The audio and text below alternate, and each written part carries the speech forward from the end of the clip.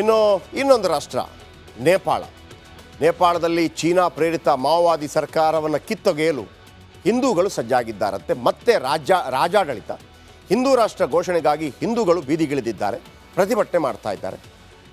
ನೇಪಾಳ ಒಂದೇ ಒಂದು ನೇಪಾಳ, ನಮಗೆ ಸೀತಾದೇವಿಯ ಊರು ನೇಪಾಳ ಅಂತ, ಜನಕರಾಜನ ಮಗಳು ಅಲ್ಲಿಂದ ತಗೊಂಬಂದಿದ್ದು ಅಂತೇಳಿ. ಹಾಗಾಗಿ ಅಲ್ಲೊಂದು ಗಂಡಕಿ ಅಂತ ನದಿ ಇದೆ. ಅವತ್ತು ರಾಮನ ವಿಗ್ರಹವನ್ನು ಮಾಡೋದಕ್ಕೆ ಅಲ್ಲಿಂದ ಕಲ್ಲನ್ನು ತರುವಂಥ ಪ್ರಯತ್ನವನ್ನು ಮಾಡಲಾಯಿತು. ಬಟ್ ಅದು ವರ್ಕೌಟ್ ಆಗಲಿಲ್ಲ, ಅದು ಬೇರೆ ವಿಚಾರ. ಆಮೇಲೆ ನಮ್ಮ ಕರ್ನಾಟಕದ ಕಲ್ಲು ಅದಕ್ಕೆ ಸೂಟೇಬಲ್ ಆಯಿತು. ನೇಪಾಳ ವಿಶ್ವದಲ್ಲಿರುವಂಥ ಏಕಮೇವ ಹಿಂದೂ ರಾಷ್ಟ್ರವಾಗಿತ್ತು 2001 ತನಕ. ಅಲ್ಲಿ ಮಾವೋವಾದಿಗಳ ಹೋರಾಟ ಭಾಳ ಜೋರು. ಈ ನಕ್ಸಲೈಟ್ ಪ್ರಚಂಡ ಅನ್ನುವಂಥ ಒಬ್ಬ ದೊಡ್ಡ ನಾಯಕ ಇದ್ದ, ಆತ ಅಲ್ಲಿ ಪ್ರಧಾನಿ ಆಗ್ತಾರೆ ನೆಕ್ಸ್ಟು. ಆಮೇಲೆ ಹಿಂದೂ ರಾಷ್ಟ್ರವನ್ನು ಕಿತ್ತೆಗೆದು ಜಾತ್ಯತೀತ ರಾಷ್ಟ್ರ ಅಂತ ಮಾಡ್ತಾರೆ. ಏನೆಲ್ಲ ಆಗತ್ತೆ ಆ ಎಲ್ಲ ಕಥೆಗಳನ್ನು ಹೇಳ್ತೀನಿ ಇವತ್ತಿನ 9 ಬ್ರಹ್ಮಾಸ್ತ್ರದಲ್ಲೂ ಕೂಡ ಅದರ ಬಗ್ಗೆ ಸ್ಟೋರಿ ಹೇಳಿದ್ದೀನಿ. ಹಾಗಿದ್ರೆ ಮ್ಯಾನ್ಮಾರ್ ಆಯಿತು, ಈಗ ನೇಪಾಳದಲ್ಲಿ ಏನಾಗ್ತಾ ಇದೆ ಬನ್ನಿ ನೋಡೋಣ.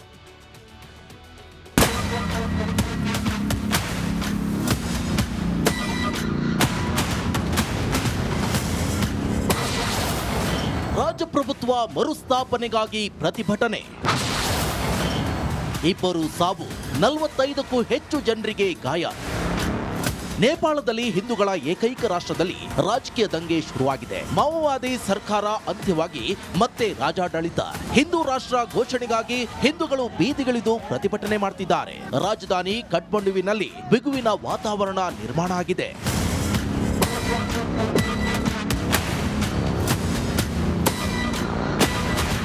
ಕಠ್ಮಂಡುವಿನಲ್ಲಿ ನೇಪಾಳದ ಭದ್ರತಾ ಪಡೆಗಳು ಮತ್ತು ಹಿಂದೂಪರ ಕಾರ್ಯಕರ್ತರ ನಡುವೆ ಘರ್ಷಣೆಗಳು ಆರಂಭವಾಗಿದ್ದು, ನೇಪಾಳದಲ್ಲಿ ಮತ್ತೆ ರಾಜಪ್ರಭುತ್ವ ಹಿಂದೂ ಸಾಮ್ರಾಜ್ಯದ ಸ್ಥಾನಮಾನವನ್ನ ಪುನಃ ಸ್ಥಾಪಿಸಲು ಒತ್ತಾಯಿಸಿ ವ್ಯಾಪಕ ಪ್ರತಿಭಟನೆ ನಡೆಸಿವೆ. ರಾಜಪ್ರಭುತ್ವ ಪರ ರಾಷ್ಟ್ರೀಯ ಪ್ರಜಾತಂತ್ರ ಪಕ್ಷ ಮತ್ತು ಇತರ ಗುಂಪುಗಳು ಪ್ರತಿಭಟನೆಯಲ್ಲಿ ಪಾಲ್ಗೊಂಡಿವೆ. ಈ ಹೋರಾಟ ಹಿಂಸಾರೂಪ ಪಡೆದಿದ್ದು, 106 ವಾಹನಗಳು ಬೆಂಕಿಗಾಹುತಿಯಾಗಿವೆ. ಹಿಂಸಾಚಾರದಲ್ಲಿ ಹಲವಾರು ಪೊಲೀಸ್ ಸಿಬ್ಬಂದಿ ಗಾಯಗೊಂಡಿದ್ದು, ಇದು ನಗರದ ಜನಜೀವನವನ್ನ ಅಸ್ತವ್ಯಸ್ತಗೊಳಿಸಿದೆ.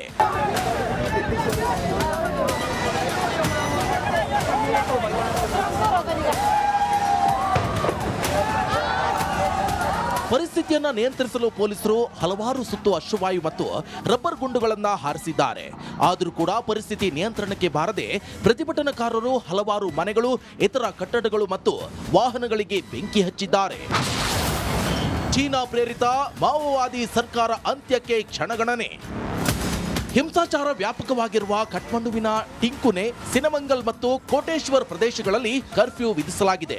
ಘರ್ಷಣೆಯ ಸಮಯದಲ್ಲಿ ಪ್ರತಿಭಟನಾಕಾರರು ವ್ಯಾಪಾರ ಸಂಕೀರ್ಣ, ಶಾಪಿಂಗ್ ಮಾಲ್, ರಾಜಕೀಯ ಪಕ್ಷದ ಪ್ರಧಾನ ಕಚೇರಿ ಮತ್ತು ಮಾಧ್ಯಮ ಕೇಂದ್ರಗಳ ಕಟ್ಟಡಕ್ಕೆ ಬೆಂಕಿ ಹಚ್ಚಿದ್ದಾರೆ.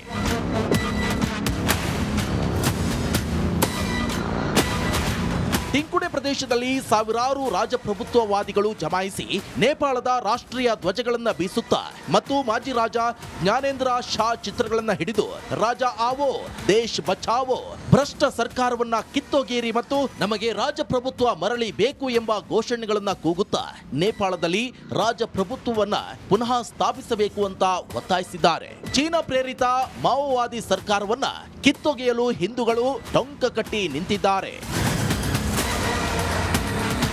Pavan K Lakshmikanth, news bureau, Republic Kannada. ಇಲ್ಲಿ ಏನಾಗ್ಬಿಡುತ್ತೆ, ಒಂದು ದೊಡ್ಡ ದುರಂತ ಸಂಭವಿಸುತ್ತೆ. ಬೀರೇಂದ್ರ ಅಂತ ರಾಜ ಇರ್ತಾನೆ. ಅವನ ಮಗ ದೀಪೇಂದ್ರ ಅಂತ. ಬೀರೇಂದ್ರ ನಂತರ ದೀಪೇಂದ್ರ ರಾಜ ಆಗಬೇಕಾಗಿತ್ತು. ಈ ದೀಪೇಂದ್ರನಿಗೆ ಗ್ವಾಲಿಯರ್ನ ದೇವಯಾನಿ ರಾಣಾ ಎನ್ನುವಂಥ ಹೆಣ್ಣು ಮಗಳ ಮೇಲೆ, ಮಹಾರಾಣಿ ಆಕೆ ಕೂಡ ರಾಜಕುಮಾರಿ, ಆಕೆ ಮೇಲೆ ಲವ್ ಆಗುತ್ತೆ. ಈ ಬೀರೇಂದ್ರ ಇದಾರಲ್ಲ, ಬೀರೇಂದ್ರನ ಮಗ ದೀಪೇಂದ್ರ ಗ್ವಾಲಿಯರ್ನ ರಾಜಕುಮಾರಿ ಮೇಲೆ ಲವ್ ಆಗುತ್ತೆ. ನಾನು ಅವಳನ್ನು ಮದುವೆ ಆಗ್ತೇನೆ ಅಂತ ಹೇಳ್ತಾನೆ. ಇವ್ರು ಬಿಡೋದಿಲ್ಲ, ನೀನು ಅವಳನ್ನು ಮದುವೆ ಆದರೆ ದೇಶ ಬಿಟ್ಟು ಹೋಗಬೇಕು ಅಂತ. ಇವನೇನು ಮಾಡ್ತಾನೆ, 2001ರಲ್ಲಿ ದೊಡ್ಡ ಒಂದು ಪ್ರೋಗ್ರಾಮ್ ಆಗ್ತಿರುತ್ತೆ. ಅಲ್ಲಿ ಗನ್ ತಗೊಂಬಂದು ಅಪ್ಪನನ್ನ ಅಮ್ಮನನ್ನ ತಂಗಿ ತಮ್ಮ ಎಲ್ಲರನ್ನ ಕೊಂದುಬಿಡ್ತಾನೆ. ರಾಜ ಇಲ್ಲ ನೆಕ್ಸ್ಟ್. ಈಗ ಆಮೇಲೆ ಅವನು ಸತ್ತೋಗ್ಬಿಡ್ತಾನೆ. ದೀಪೇಂದ್ರ ಕೂಡ ಸತ್ತೋಗ್ಬಿಡ್ತಾನೆ. ನೋಡಿ ಸ್ಟೋರಿ ಇದು. ದೀಪೇಂದ್ರ ಸತ್ತೋಗ್ಬಿಡ್ತಾನೆ. ಆಗ ಬೀರೇಂದ್ರನ ತಮ್ಮ ಇರ್ತಾನೆ, ಯಾರು, ಆತನ ಹೆಸರು ಇದೆ ಜ್ಞಾನೇಂದ್ರ. ಅವನನ್ನು ರಾಜ ಮಾಡ್ತಾರೆ. ಆ ರಾಜ ಆಗಿ ಕೆಲವು ವರ್ಷಗಳ ಕಾಲ ಮಾಡ್ತಾರೆ. ಆಗ ಅಲ್ಲಿ ಪ್ರಜಾತಂತ್ರ ಬರುತ್ತೆ, ಆತ ಓಡೋಗ್ಬಿಡ್ತಾನೆ. ಈಗ ವಾಪಸ್ ಬರಬೇಕು ಅಂತ ಕೇಳ್ತಾ ಇದ್ದಾರೆ. ಇದೇ ಸ್ಟೋರಿಯನ್ನು ಉಪೇಂದ್ರ ಸೂಪರ್ ಸ್ಟಾರ್ ಸಿನಿಮಾದಲ್ಲಿ ಮಾಡಿದ್ದಾರೆ, ನೀವು ನೋಡ್ಬೋದು. ಆಮೇಲೆ ಇವತ್ತು ನಾನು 9:30ಗೆ ಇದೇ ಸ್ಟೋರಿ ಕೊಡ್ತಾ ಇದ್ದೀನಿ ನಿಮಗೆ. ಬ್ರಹ್ಮಾಸ್ತ್ರದಲ್ಲಿ ವಿಶ್ವದ ಏಕೈಕ ಹಿಂದೂ ದೇಶ ನೇಪಾಳ. 2008ರವರೆಗೂ ಇಲ್ಲಿ ರಾಜಪ್ರಭುತ್ವ ಇತ್ತು. 2008ರಲ್ಲಿ ಮಾವೋವಾದಿಗಳ ಹೋರಾಟ ಜಾಸ್ತಿ ಆಗುತ್ತೆ. ಮಾವೋವಾದಿಗಳ ಹೋರಾಟದಿಂದ ರಾಜಪ್ರಭುತ್ವ ಅಂತ್ಯಗೊಳ್ಳುತ್ತೆ. 2008ರಿಂದ ಪ್ರಜಾಪ್ರಭುತ್ವ ಸರ್ಕಾರ ಆರಂಭ ಆಗುತ್ತೆ. ಚೀನಾ ಪರ ನಿಲುವಿರೋ ಮಾವೋವಾದಿಗಳ ಆಡಳಿತ ಆರಂಭ ಆಗುತ್ತೆ. ಪುಷ್ಪಕುಮಾರ್ ದಹಲ್ ಅಥವಾ ಪ್ರಚಂಡ ನೇಪಾಳ ಪ್ರಧಾನಿ ಆಗ್ತಾ ಇರ್ತಾರೆ. ಆಗ ಅವರೊಮ್ಮೆ ಇವರೊಮ್ಮೆ ಕಮ್ಯುನಿಸ್ಟರ ಆಳ್ವಿಕೆಯಲ್ಲೂ ಪ್ರಗತಿ ಕಾಣೋದಿಲ್ಲ ನೇಪಾಳ. ಬೀರೇಂದ್ರ ಟೈಮಲ್ಲಿ ಭಾಳ ಪ್ರಗತಿ ಕಾಣುತ್ತೆ. ಬದಲಿಗೆ ಭ್ರಷ್ಟಾಚಾರ, ಬಡತನ, ಹಣದುಬ್ಬರ ಪ್ರಮಾಣ ಏರಿಕೆ ಆಗುತ್ತೆ. ಜನಜೀವನದಲ್ಲಿ ಸಮೃದ್ಧಿ ಮಾಯವಾಗುತ್ತೆ. ಆತಂಕ ಆರಂಭ ಆಗುತ್ತೆ. ನೇಪಾಳದಲ್ಲಿ 15 ವರ್ಷಗಳಿಂದ ಸಾಲು ಭ್ರಷ್ಟಾಚಾರ. 15 ವರ್ಷದಲ್ಲಿ 13 ಸರ್ಕಾರಗಳನ್ನು ಕಂಡಿದೆ ನೇಪಾಳ. ಮಾರ್ಚ್ 9ರಂದು ನೇಪಾಳಕ್ಕೆ ಹಿಂದಿರುಗಿದ ದೊರೆ ಯಾರು? ಜ್ಞಾನೇಂದ್ರ. ನೇಪಾಳ ಪರ ಹೋರಾಟಕ್ಕೆ ದೊರೆ ಜ್ಞಾನೇಂದ್ರ ಬೆಂಬಲ ಕೊಟ್ಟಿದ್ದಾರೆ. ರಾಜಪ್ರಭುತ್ವ ಮರುಸ್ಥಾಪನೆಗೆ ಹಿಂಸಾತ್ಮಕ ಪ್ರತಿಭಟನೆಗಳಾಗ್ತಾ ಇದೆ. ಅದರ ಜೊತೆಗೆ ಅಲ್ಲಿ ಪ್ರಧಾನಿಗಳಾಗಿ ಈ ಮನಿಷಾ ಕೊಯ್ರಾಳ ಗೊತ್ತಲ್ಲ ನಿಮಗೆ? ಮನಿಷಾ ಕೊಯ್ರಾಳ ಅವರ ಅಜ್ಜ ಅವರವರೆಲ್ಲ ಎಲ್ಲ ಅವರು ಕೂಡ ಪ್ರಧಾನಿ ಕುಟುಂಬ, ಅವ್ರದ್ದು ಭಾಳ ಇಂಪಾರ್ಟೆಂಟ್ ಇದೆ. ಆಮೇಲೆ ನಡೆದಂಥ ಘಟನೆಯನ್ನು ಸೂಪರ್ ಸ್ಟಾರ್ ಸಿನಿಮಾದಲ್ಲಿ ಉಪೇಂದ್ರ.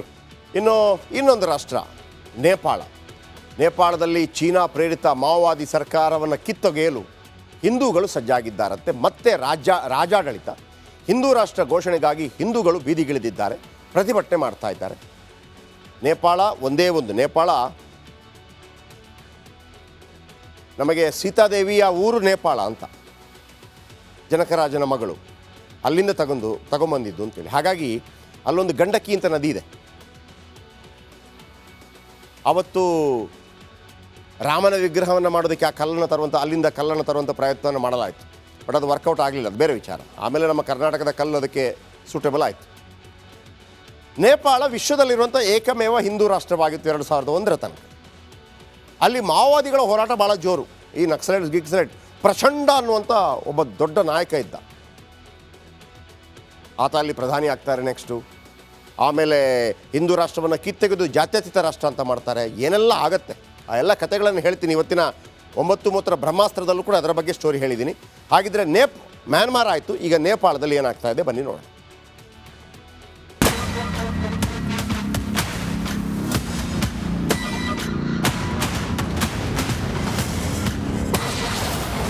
ರಾಜಪ್ರಭುತ್ವ ಮರುಸ್ಥಾಪನೆಗಾಗಿ ಪ್ರತಿಭಟನೆ. 2 ಸಾವು, 45ಕ್ಕೂ ಹೆಚ್ಚು ಜನರಿಗೆ ಗಾಯ. ನೇಪಾಳದಲ್ಲಿ ಹಿಂದೂಗಳ ಏಕೈಕ ರಾಷ್ಟ್ರದಲ್ಲಿ ರಾಜಕೀಯ ದಂಗೆ ಶುರುವಾಗಿದೆ. ಮಾವೋವಾದಿ ಸರ್ಕಾರ ಅಂತ್ಯವಾಗಿ ಮತ್ತೆ ರಾಜಾಡಳಿತ. ಹಿಂದೂ ರಾಷ್ಟ್ರ ಘೋಷಣೆಗಾಗಿ ಹಿಂದೂಗಳು ಬೀದಿಗಿಳಿದು ಪ್ರತಿಭಟನೆ ಮಾಡ್ತಿದ್ದಾರೆ. ರಾಜಧಾನಿ ಕಠ್ಮಂಡುವಿನಲ್ಲಿ ಬಿಗುವಿನ ವಾತಾವರಣ ನಿರ್ಮಾಣ ಆಗಿದೆ.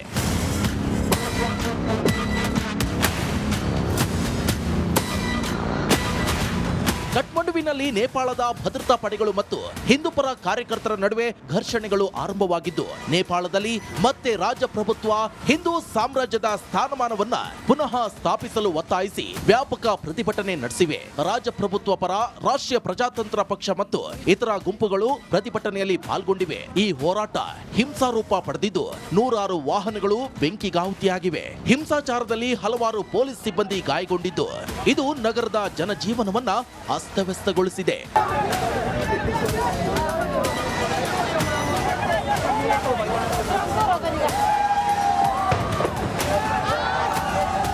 ಪರಿಸ್ಥಿತಿಯನ್ನ ನಿಯಂತ್ರಿಸಲು ಪೊಲೀಸರು ಹಲವಾರು ಸುತ್ತು ಅಶ್ರುವಾಯು ಮತ್ತು ರಬ್ಬರ್ ಗುಂಡುಗಳನ್ನ ಹಾರಿಸಿದ್ದಾರೆ. ಆದರೂ ಕೂಡ ಪರಿಸ್ಥಿತಿ ನಿಯಂತ್ರಣಕ್ಕೆ ಬಾರದೆ ಪ್ರತಿಭಟನಾಕಾರರು ಹಲವಾರು ಮನೆಗಳು, ಇತರ ಕಟ್ಟಡಗಳು ಮತ್ತು ವಾಹನಗಳಿಗೆ ಬೆಂಕಿ ಹಚ್ಚಿದ್ದಾರೆ. ಚೀನಾ ಪ್ರೇರಿತ ಮಾವೋವಾದಿ ಸರ್ಕಾರ ಅಂತ್ಯಕ್ಕೆ ಕ್ಷಣಗಣನೆ. ಹಿಂಸಾಚಾರ ವ್ಯಾಪಕವಾಗಿರುವ ಕಠ್ಮಂಡುವಿನ ಟಿಂಕುನೆ, ಸಿನಮಂಗಲ್ ಮತ್ತು ಕೋಟೇಶ್ವರ್ ಪ್ರದೇಶಗಳಲ್ಲಿ ಕರ್ಫ್ಯೂ ವಿಧಿಸಲಾಗಿದೆ. ಘರ್ಷಣೆಯ ಸಮಯದಲ್ಲಿ ಪ್ರತಿಭಟನಾಕಾರರು ವ್ಯಾಪಾರ ಸಂಕೀರ್ಣ, ಶಾಪಿಂಗ್ ಮಾಲ್, ರಾಜಕೀಯ ಪಕ್ಷದ ಪ್ರಧಾನ ಕಚೇರಿ ಮತ್ತು ಮಾಧ್ಯಮ ಕೇಂದ್ರಗಳ ಕಟ್ಟಡಕ್ಕೆ ಬೆಂಕಿ ಹಚ್ಚಿದ್ದಾರೆ.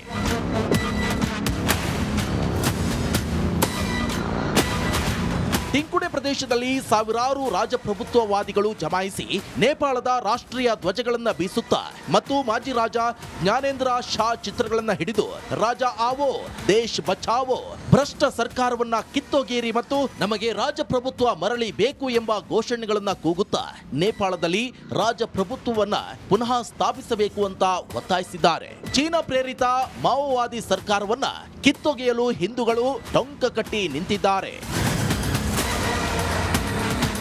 Pavan K Lakshmikanth, news bureau, Republic Kannada. ಇಲ್ಲಿ ಏನಾಗ್ಬಿಡುತ್ತೆ, ಒಂದು ದೊಡ್ಡ ದುರಂತ ಸಂಭವಿಸುತ್ತೆ. ಬೀರೇಂದ್ರ ಅಂತ ರಾಜ ಇರ್ತಾನೆ. ಬೀರೇಂದ್ರ ಅಂತ ರಾಜ ಇರ್ತಾನೆ, ಅವನ ಮಗ ದೀಪೇಂದ್ರ ಅಂತ. ಬೀರೇಂದ್ರ ನಂತರ ದೀಪೇಂದ್ರ ರಾಜ ಆಗಬೇಕಾಗಿತ್ತು. ಈ ದೀಪೇಂದ್ರನಿಗೆ ಗ್ವಾಲಿಯರ್ನ ದೇವಯಾನಿ ರಾಣಾ ಎನ್ನುವಂಥ ಹೆಣ್ಣು ಮಗಳ ಮೇಲೆ ಮಹಾರಾಣಿ, ಅವಳು ಆಕೆ ಕೂಡ ರಾಜಕುಮಾರಿ, ಆಕೆ ಮೇಲೆ ಲವ್ ಆಗುತ್ತೆ. ಈ ಬೀರೇಂದ್ರ ಇದಾರಲ್ಲ, ಬೀರೇಂದ್ರನ ಮಗ ದೀಪೇಂದ್ರ ಗ್ವಾಲಿಯರ್ನ ರಾಜಕುಮಾರಿ ಮೇಲೆ ಲವ್ ಆಗುತ್ತೆ. ನಾನು ಅವಳನ್ನು ಮದುವೆ ಆಗ್ತೇನೆ ಅಂತ ಹೇಳ್ತಾನೆ. ಇವ್ರು ಬಿಡೋದಿಲ್ಲ, ನೀನು ಅವಳನ್ನು ಮದುವೆ ಆದರೆ ದೇಶ ಬಿಟ್ಟು ಹೋಗಬೇಕು ಅಂತ. ಇವನೇನು ಮಾಡ್ತಾನೆ, 2001ರಲ್ಲಿ ದೊಡ್ಡ ಒಂದು ಪ್ರೋಗ್ರಾಮ್ ಆಗ್ತಿರುತ್ತೆ. ಅಲ್ಲಿ ಗನ್ ತಗೊಂಬಂದು ಅಪ್ಪನನ್ನ ಅಮ್ಮನನ್ನ ತಂಗಿ ತಮ್ಮ ಎಲ್ಲರನ್ನ ಕೊಂದು ಬಿಡ್ತಾನೆ. ರಾಜ ಇಲ್ಲ ನೆಕ್ಸ್ಟ್ ಈಗ. ಆಮೇಲೆ ಅವನು ಸತ್ತೋಗ್ಬಿಡ್ತಾನೆ, ದೀಪೇಂದ್ರ ಕೂಡ ಸತ್ತೋಗ್ಬಿಡ್ತಾನೆ. ನೋಡಿ ಸ್ಟೋರಿ ಇದು. ದೀಪೇಂದ್ರ ಸತ್ತೋಗ್ಬಿಡ್ತಾನೆ. ಆಗ ಬೀರೇಂದ್ರನ ತಮ್ಮ ಇರ್ತಾನೆ, ಯಾರು, ಆತನ ಹೆಸರು ಇದೆ ಜ್ಞಾನೇಂದ್ರ. ಅವನನ್ನು ರಾಜ ಮಾಡ್ತಾರೆ. ಆ ರಾಜ ಆಗಿ ಕೆಲವು ವರ್ಷಗಳ ಕಾಲ ಮಾಡ್ತಾರೆ. ಆಗ ಅಲ್ಲಿ ಪ್ರಜಾತಂತ್ರ ಬರುತ್ತೆ, ಆತ ಓಡೋಗ್ಬಿಡ್ತಾನೆ. ಈಗ ವಾಪಸ್ ಬರಬೇಕು ಅಂತ ಕೇಳ್ತಾ ಇದ್ದಾರೆ. ಇದೇ ಸ್ಟೋರಿಯನ್ನು ಉಪೇಂದ್ರ ಸೂಪರ್ ಸ್ಟಾರ್ ಸಿನಿಮಾದಲ್ಲಿ ಮಾಡಿದ್ದಾರೆ, ನೀವು ನೋಡ್ಬೋದು. ಆಮೇಲೆ ಇವತ್ತು ನಾನು 9:30ಗೆ ಇದೇ ಸ್ಟೋರಿ ಕೊಡ್ತಾ ಇದ್ದೀನಿ ನಿಮಗೆ ಬ್ರಹ್ಮಾಸ್ತ್ರದಲ್ಲಿ. ವಿಶ್ವದ ಏಕೈಕ ಹಿಂದೂ ದೇಶ ನೇಪಾಳ. 2008ರವರೆಗೂ ಇಲ್ಲಿ ರಾಜಪ್ರಭುತ್ವ ಇತ್ತು.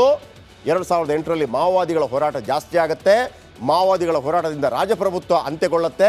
2008ರಿಂದ ಪ್ರಜಾಪ್ರಭುತ್ವ ಸರ್ಕಾರ ಆರಂಭ ಆಗುತ್ತೆ. ಚೀನಾ ಪರ ನಿಲುವಿರೋ ಮಾವೋವಾದಿಗಳ ಆಡಳಿತ ಆರಂಭ ಆಗುತ್ತೆ. ಪುಷ್ಪಕುಮಾರ್ ದಹಲ್ ಅಥವಾ ಪ್ರಚಂಡ ನೇಪಾಳ ಪ್ರಧಾನಿ ಆಗ್ತಾ ಇರ್ತಾರೆ. ಆಗ ಅವರೊಮ್ಮೆ ಇವರೊಮ್ಮೆ ಕಮ್ಯುನಿಸ್ಟರ ಆಳ್ವಿಕೆಯಲ್ಲೂ ಪ್ರಗತಿ ಕಾಣೋದಿಲ್ಲ ನೇಪಾಳ. ಬೀರೇಂದ್ರ ಟೈಮಲ್ಲಿ ಭಾಳ ಪ್ರಗತಿ ಕಾಣುತ್ತೆ.